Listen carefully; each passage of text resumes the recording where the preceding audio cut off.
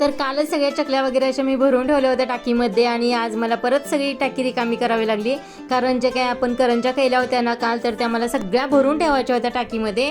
मोठा डबा नव्हता म्हणून मी सगळा परत आहे ना तो डब्या ज्या काही आपल्या टाकीमध्ये चकल्या होत्या ना, तर त्या डब्यामध्ये ठेवल्या, कॅरीबॅगमध्ये ठेवल्या, जेणेकरून मऊ पडणार नाहीत.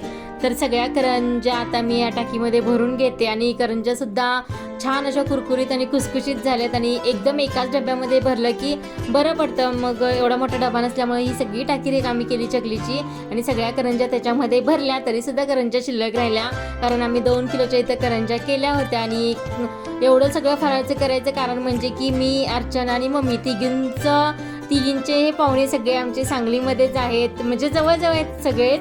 त्यामुळे तिघींच्या इकडे सुद्धा आम्हाला फराळ वगैरे असं भरपूर द्यावा लागतो आणि सगळी आम्ही जवळजवळ असल्यामुळं छान असं एकमेकांच्या मध्ये घरी जातो वगैरे आणि फराळ वगैरे देतो. तर भारी वाटतं या दिवसामध्ये की सगळे फराळ देण्याच्या निमित्ताने तरी सगळी एकत्र जातात येतात वगैरे. तर ते सगळं झालं, भरून वगैरे ठेवलं करंज्या आणि आता करतोय आम्ही रव्याचे लाडू. तर रव्याचे लाडू आम्हाला 3 किलोचे करायचे होते, तर मम्मी बोलल्या 1.5 किलोचे करूया. तर मम्मीनं म्हटलं नको, काय असेल ते सगळे एकत्रच करूया, म्हणजे पटकन होईल करून आणि डबल वेळ पण आपला जाणार नाही.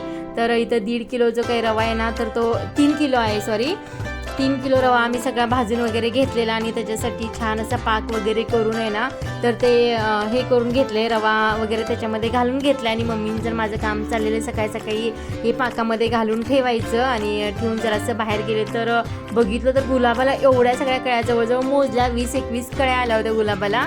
आणि आता कुठं कशी फुलं लागतात काय माहीत नाही आहे. तर त्याच्यानंतर आलो थोड्या वेळाने, एक तासाभरामध्ये चांगला पाक वगैरे त्याच्यामध्ये मुरला आहे रव्यामध्ये सगळा. तर इथं 1.5 किलो आम्ही साखर घातली होती, 3 किलोच्या रवा लाडूसाठी 1.5 किलो साखर घातली होती आणि 2-3 ग्लास पाणी असं बुडेल एवढं घालून पाक वगैरे केलेला. तर छान असे रव्याचे लाडू मुरलेत पाकामध्ये आणि बांधायला सुद्धा एका तासामध्ये आले सुद्धा. आणि मी, अर्चना, मम्मी तिघीजण आम्ही आता रव्याचे लाडू बांधून घेतोय. आणि पूर्वीचा हिस्सा आठवला आम्हाला, आमचं लग्न झाल्या आम्ही बांधायला घेतले होते. एवढा रवा लाडू दाबून असा बांधला होता ना, तर तो नंतर फुटला नाही आम्हाला. अशी म्हणजे पहिला नवीन होतं तेव्हा असे लाडू केले होते, ते सगळं आठवून आम्ही हसत होतो. तर आता आम्हाला छानपैकी असे रव्याचे लाडू येतात. मम्मीने आम्हाला रव्याचे लाडू छान शिकवलेत आणि त्यांना छान येतात करायला. तर एवढे सारे आम्ही रवा लाडू केलेले आहेत. जवळजवळ 150 ते 160 आमचे रवा लाडू झाले तिथं 3 किलो रव्यामध्ये. तर सगळे मोजून वगैरे ठेवले, थोडंसं पसरून ठेवलं हडकण्यासाठी.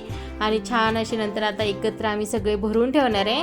तर किती छान दिसतात बघा. आणि एकसारखे रव्याचे लाडू झालेत. तर आता आम्ही शिकलेलं आहे, नवीन लग्न झालं तेव्हा आम्हाला अजिबात रवा लाडू येत नव्हता करायला, खूप दाबून करत होतो. तर हा होता आजचा व्हिडिओ. कसा वाटला नक्की सांगा. बाय.